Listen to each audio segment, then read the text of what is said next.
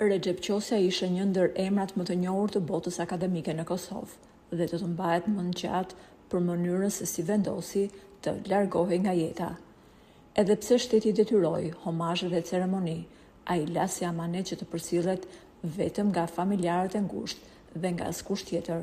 Madje dhe ndarja e tij nga jeta është njoftuar zyrtarisht pasi kishte mbaruar funerali. Për shumë njerëz, ky vendim është i pakuptimt, por nëse shikon thellë, është i mirë menduar dhe i zgjuar.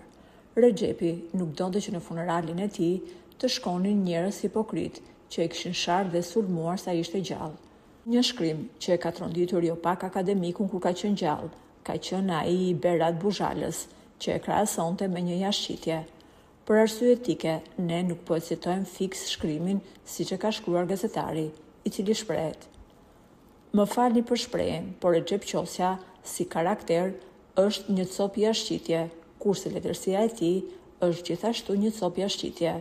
Nuk po di, a më shumë janë prek njerëzit që i thash se ai është jashtëqitje si njeri apo jashtëqitje si shkrimtar. Mendo kur po më thonë që ai është shkrimtar i mirë. Shkrimtar i mirë në krahasim me kë o burra? Në krahasim me Albatros Rexhën?" Në fund, gazetari e mbyll shkrimin duke thënë: "Ju të gjithë e dini se sa me vështirësi i përdor këto terma në fjalorin tim, mirë po Recep Qosja i meriton të gjitha."